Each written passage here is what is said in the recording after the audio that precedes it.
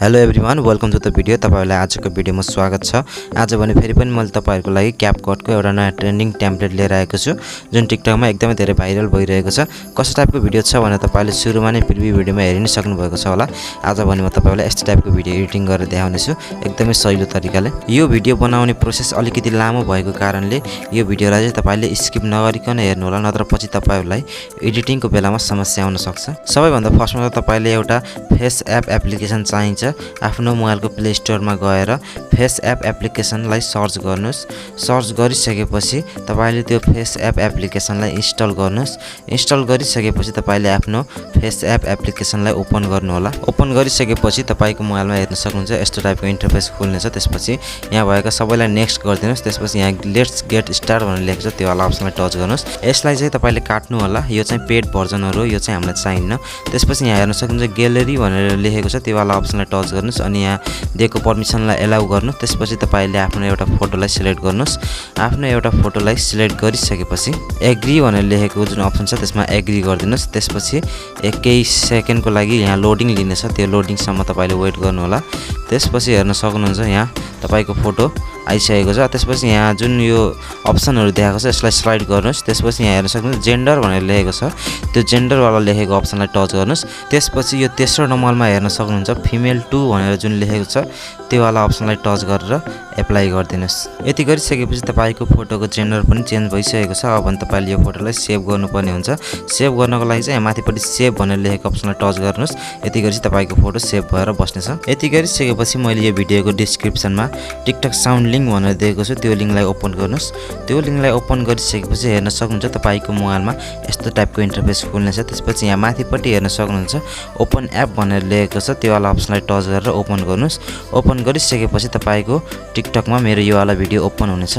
त्यसपछि तपाईले तलपट्टि यहाँ घुमिरहेको जुन साउन्ड छ त्यो साउन्डलाई टच गर्नुस्। त्यो साउन्डलाई टच गरिसकेपछि यहाँ माथिपट्टि हेर्न सक्नुहुन्छ एड टु फेभरेट भनेर लेखेको छ, त्यो वाला अप्सनलाई टच गरेर तपाईले यो साउन्डलाई एड फेभरेट गरिदिनु होला। यति गरिसकेपछि फेरि पनि मैले यो भिडियोको डिस्क्रिप्सनमा क्यापकट टेम्पलेट लिंक भनेर दिएको छु, त्यो लिंकलाई ओपन गर्नुस्। त्यो लिंकलाई ओपन गरिसकेपछि हेर्न सक्नुहुन्छ तपाईको मोबाइलमा यस्तो टाइपको इन्टरफेस खुल्नेछ। त्यसपछि यहाँ तलपट्टि हेर्न सक्नुहुन्छ युज टेम्पलेट इन क्यापकट भनेर लेखेको छ, त्यो वाला अप्सनलाई टच गरेर ओपन गर्नुस्।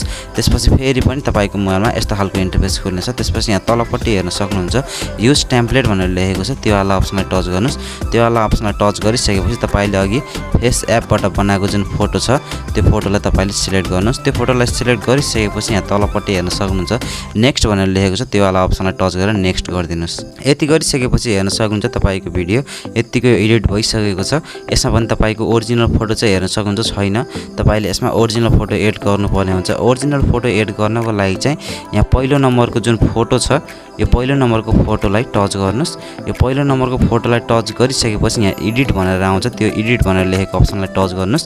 त्यो एडिट भन्ने अप्सनलाई टच गरिसकेपछि यहाँ रिप्लेस भन्ने अप्सन आउँछ, त्यो रिप्लेस भन्ने अप्सनलाई टच गरेर तपाईले आफ्नो ओरिजिनल वाला फोटोलाई सिलेक्ट गर्नुस्। सिलेक्ट गरिसकेपछि यहाँ हेर्न सक्नुहुन्छ डु नट रिप्लेस भनेर लेखेको छ, त्यो वाला अप्सनलाई टच गर्नु होला। माथि रिप्लेस वाला अप्सनलाई चाहिँ टच नगर्नुस्, तलपट्टि जुन डु नट रिप्लेस भनेर लेखेको छ त्यो वाला अप्सनलाई चाहिँ टच गर्नु होला। यति गरिसकेपछि तपाईको भिडियो कम्प्लिट तरिकाले एडिट भइसकेको छ। अब भने तपाईले यो भिडियोलाई एक्सपोर्ट गर्नुपर्ने हुन्छ। एक्सपोर्ट गर्नको लागि चाहिँ माथिपट्टि हेर्न सक्नुहुन्छ एक्सपोर्ट भनेर लेखेको छ, त्यो वाला अप्सनलाई टच गर्नुस्। त्यो वाला अप्सनलाई टच गरिसकेपछि यहाँ तलपट्टि हेर्न सक्नुहुन्छ एक्सपोर्ट विदाउट वाटरमार्क भनेर लेखेको छ, त्यो वाला अप्सनलाई टच गरेर तपाईले आफ्नो भिडियोलाई एक्सपोर्ट गरिदिनु होला। भिडियो एक्सपोर्ट भइसकेपछि तपाईको यो भिडियो डाइरेक्टली टिकटकमा ओपन हुनेछ। अब भने तपाईले जुन सुरुमा एड फेभरेट गरेको साउन्ड थियो त्यो साउन्डलाई यसमा एड गर्नुपर्ने हुन्छ। त्यसको लागि चाहिँ यहाँ माथिपट्टि हेर्न सक्नुहुन्छ एड साउन्ड भनेर लेखेको छ, त्यो वाला अप्सनलाई टच गर्नुस्। त्यो वाला अप्सनलाई टच गरिसकेपछि यहाँ साइडमा हेर्न सक्नुहुन्छ फेभरेट भन्ने अप्सन छ, त्यो फेभरेट भन्ने अप्सनलाई टच गर्नुस्। त्यसपछि सुरुको साउन्डलाई तपाईले सिलेक्ट गरेर जुन यो रेड वाला टिक वाला अप्सन छ त्यो वाला अप्सनलाई टच गरेर टिक गरिदिनुस्। यति गरिसकेपछि तपाईको यो भिडियोमा जुन ट्रेन्डिङ साउन्ड छ यो टेम्पलेटको त्यो पनि यसमा एड भइसकेको छ। अब भने तपाईले जुन यसको ओरिजिनल साउन्ड छ त्यसलाई चाहिँ म्युट गर्नुपर्ने हुन्छ। त्यसको लागि चाहिँ यो तलपट्टि हेर्न सक्नुहुन्छ एरो देखाएको छ, त्यो वाला एरोलाई टच गर्नुस्। टच गरिसकेपछि यहाँ हेर्न सक्नुहुन्छ भोल्युम भनेर लेखेको छ, त्यो भोल्युम वाला अप्सनलाई टच गरेर तपाईले ओरिजिनल साउन्डलाई चाहिँ 0 गरिदिनुस्। ओरिजिनल साउन्डलाई 0 गरिसकेपछि यहाँ माथिपट्टि हेर्न सक्नुहुन्छ डन भनेर लेखेको छ, त्यो वाला अप्सनलाई टच गरेर डन गरिदिनुस्। यति गरिसकेपछि तपाईको भिडियो पोस्ट गर्नको लागि अब भने रेडी भइसकेको छ। तपाईले अब भने यो भिडियोलाई पोस्ट गरेर धेरै भन्दा धेरै लाइकहरु पाउन सक्नुहुन्छ, किन किनभने यस्ता खालको भिडियो अहिले टिकटकमा एकदमै धेरै ट्रेन्डमा चलिरहेको छ। हस् त आजको भिडियो यति नै। भिडियो मन परेमा लाइक शेयर सब्स्क्राइब गरिदिनु होला। अनि तपाईहरुलाई भिडियो कस्तो लागिरहेको छ तल कमेन्ट सेक्सनमा कमेन्ट पनि गरिदिनु होला। हस् त धन्यवाद।